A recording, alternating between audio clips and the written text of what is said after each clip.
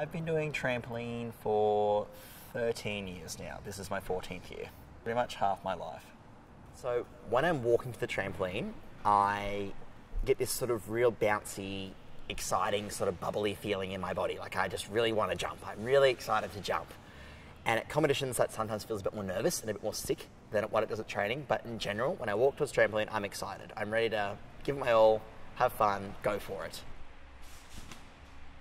The biggest audience I've ever competed in front of was at World Age Championships in 2017, and that was in an arena, and the arena was dedicated to trampoline, and there was just a lot of noise and a lot of activity.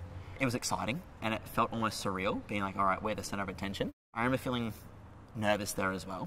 The audience size doesn't seem to impact me. It's more so the pressure I put on myself or what people expect of me and what they want me to achieve that I find more threatening than the actual size of the audience. Anxiety has had a huge part in my tramp career, but I didn't really realise its full extent until maybe last year. I've always been like a really anxious athlete. When I was younger, it was more excitement, but as I got older and sort of got through those puberty years, it turned into more sort of dread and anxiety, and I used to feel really sick, like viscerally sick. If you aren't feeling great and you're feeling nervous about what's going on, I find I space out. So I might be jumping before a routine, and when I'm feeling really anxious, something I would do is sort of suppress those feelings. And by suppressing those feelings, I almost feel numb. So I'm jumping, but nothing is switched on upstairs. So I find those situations I have to make very silly mistakes. And a key example of that was 2020 State Championships at the Sunshine Coast.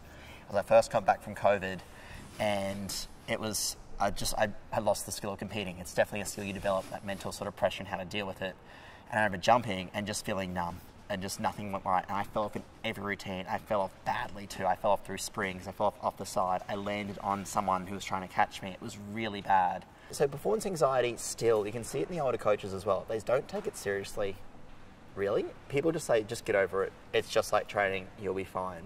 And the normal things that you do to sort of help yourself don't work. It's a very intense emotional feeling that's so hard to explain because it's so unique. And so yeah, I feel historically it didn't exist. It was just, get over it.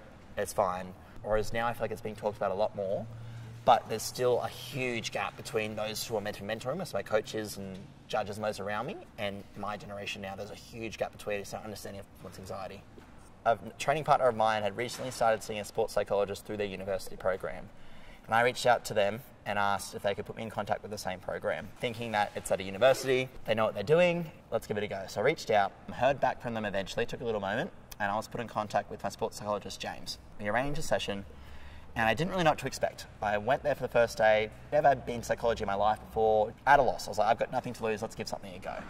So we started trying a thing called tapping, where you tap on certain points of your body for a certain period of time, repeating keywords, and it distracts you from that sort of yuckiness that you feel in the rest of the part of your body and brings you back to the center. We would tap the thumb, and you'd talk about something you're feeling anxious about at that point in time. So I'd be like, oh, I'm feeling anxious about state championships and falling off. And then you go to the next finger, and like, feeling anxious about state championships. And you work your way through, and you tap that spot, and you tap under your nose. Feeling anxious. Then you go up here, anxious. Here again, anxious. And you work all around your face until you came back to your opposite hand. And then by that point, you'd be like ready. And that sort of helped me just channel that sickness that I was feeling in my stomach, because that was a big part of my anxiety, was a really ill feeling in my stomach, into sort of a refreshing, all right, my face is being tapped, cool, it would distract me from that sensation. So the future holds for Jayden, regards trampoline, is international selection. I want to be on that World Cup circuit, competing against the best in the world, assisting any way I can Australia get the next Olympic spot by competing at that stage and helping get the rankings we need, and just being really consistent, going to competition, no longer the wild card, but Jayden the threat. Like, he's here to conform, he's here to crush it, he's what we need to watch out for, as opposed to, oh, he might do something good, he might not. So Jayden is ready to take on the world of trampoline.